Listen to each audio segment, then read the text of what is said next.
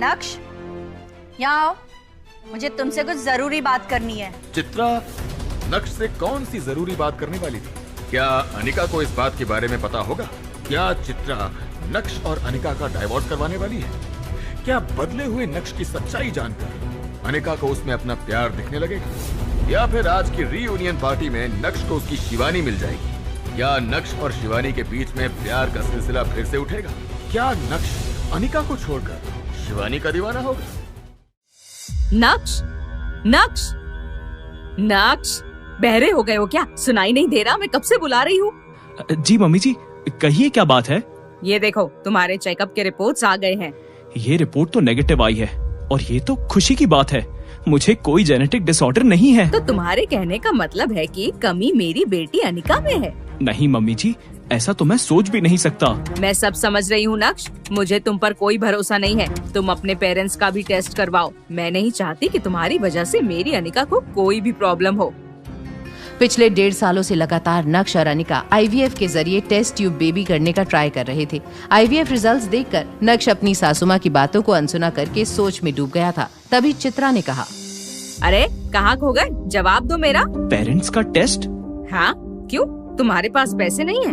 ये भी मैं कैसा सवाल कर रही हूँ? पैसे कहाँ से होंगे तुम्हारे पास? तुम टेस्ट करवाओ, पैसे मैं दे दूंगी। पैसे? पैसे तो अब बहुत है मेरे पास। तुम्हें समझ आ रहा है कि क्या बोल रही हूँ मैं? पैसे तो मैं भेज दूंगी, लेकिन याद रखना चेकअप हो जाने चाहिए। जी मम्मी जी, अब मैं चलता हूँ, मुझे बहुत जरूरी काम है। नक्श अब वो नक्श नहीं था। वो बहुत खुश था। उसके पापा के खरीदे हुए शेयर्स आसमान छू रहे थे और उसके दादाजी की कंपनी को सिर्फ नक्श ही संभाल सकता था। दूसरी तरफ अनिका अपने कैबिन से बाहर आई तो उसने देखा कि सारे एम्प्लॉइज फोन में कुछ देखकर हंस रहे थे। तभी एक लड़की ने कहा, यार मैं तो हंसते हंसते मर जाऊंगी। दुनिया में इतने अजीब लोग भी होते हैं भला।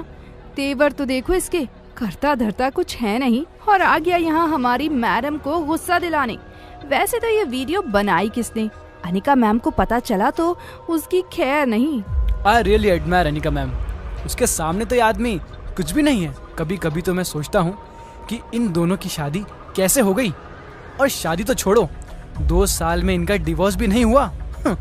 मुझे तो ये देखकर और भी ज्यादा हैरानी होती है। अनिका समझ गई थी कि वो नक्श और विहान की लड़ाई की वीडियो थी। वो बिना कुछ बोले गुस्से में अपने कैबिन में चली गई। उसके मन में बस यही चल रहा था कि आखिर नक्श की वजह से उसे और कितना बेइज्जत होना पड़ेगा। तभी अनिका टेबल पर रखी अपने पापा की तस्वीर देखकर रोने लगी। क्यों पापा, क्यों कराई मेरी शादी इस नक्श से? मेरी ही गलती थी, मुझे उसको ऑफिस नहीं बुलाना चाहिए था। अब विवान भी मेरी कंपनी के साथ डील कैंसिल कर देगा। हेलो अनिका, ये नक्श को क्या हुआ है? अब क्या हुआ मम्मी? मैं उससे बात कर रही थी लेकिन वो मेरी बातें सुन ही नहीं रहा था। पता नहीं बिना किसी बात के हंस रहा था और अभी ये कहकर चला गया है कि उसे कुछ जरूरी काम है। मम्मी मेरे पास नक्श के बारे में सोचने के लिए बिल्कुल भी समय नहीं है। मैं आपसे घर आकर बात करती हूँ। फोन रखते ही यहाँ अनिका नक्श के बारे में सोचकर परेशान हो रही थी। वहीं दूसरी तरफ नक्श पहुँच गया था अपनी स्कूल की रियूनियन पार्टी में, जहाँ उसकी नजर अपने स्कूल फ्रेंड हर्ष पर गई। आखिर तू आ ही गया। अब तुम लोगों से मिलने तो मुझे आना ही था। ये तुम्हें क्या हो गया है? हीरो जैसे कपड़े पहनने वाला नक्श, आज ये ऐसे सिंपल कपड़े। लंबी कहानी दोस्त, बाद में सुनाता हूँ। चलो मैं बाकी सबसे तुम्हें मिलवाता हूँ। हेलो, कहाँ हो तुम? इतना टाइम क्यों लगाया फोन उठाने में? और ये शोर कैसा है? वो मैं अपने स्कूल की रियूनियन पार्टी में आया हूँ। वाह, तुम पार्टियां करो और यहाँ मैं दिन रात मेहनत करूँ। खैर छोड़ो, तुमसे मैं क्या ही उम्मीद रखूं? मैंने तुम्हें 10,000 रुपए भेजा है। आज रात की पार्टी के लिए कुछ ढंग के कपड़े खरीद लेना। हमेशा की तरह फटीचर बनकर मत आ जाना। अनिका, मुझे तुम्हारे पैसों की जरूरत नहीं है। मैं अपने लिए सूट खुद लेके आऊंगा। सीरियसली? तुम्हारे पैसे? तुम्हारे पैसों में एक जोड़ी सॉक्स भी आ जाए तो बड़ी बात है। तुम ये सब इसलिए कह रही हो क्योंकि तुम अभी सच नहीं जानती। जिस दिन तुम सच जान जाओगी उस दिन। कौन सा सच? क्या छुपा रहे हो तुम मुझसे?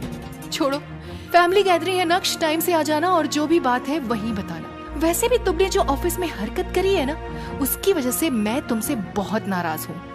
हेलो अनिका, यहाँ शोर बहुत है। मुझे तुम्हारी आवाज नहीं आ रही है। Hello.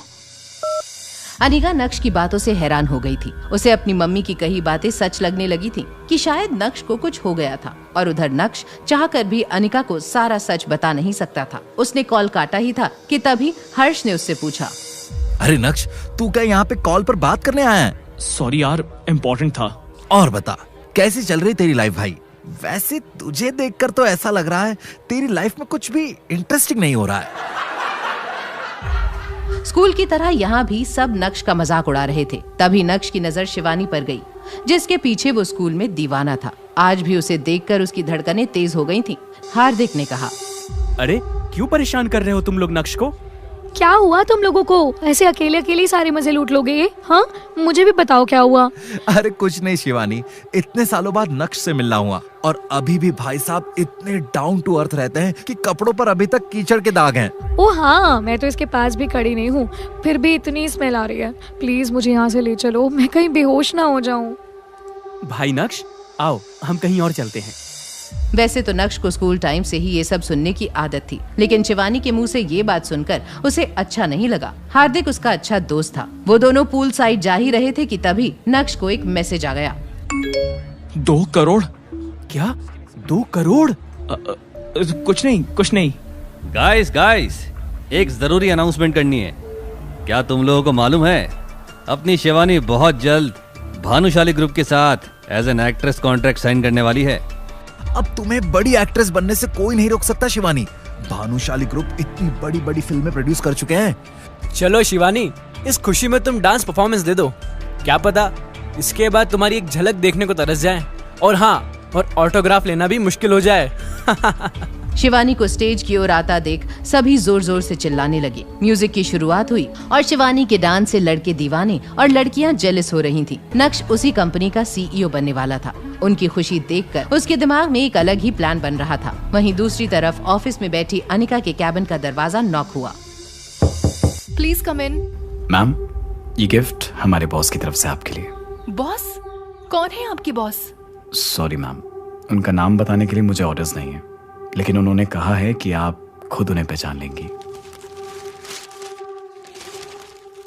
Oh my God, is it real?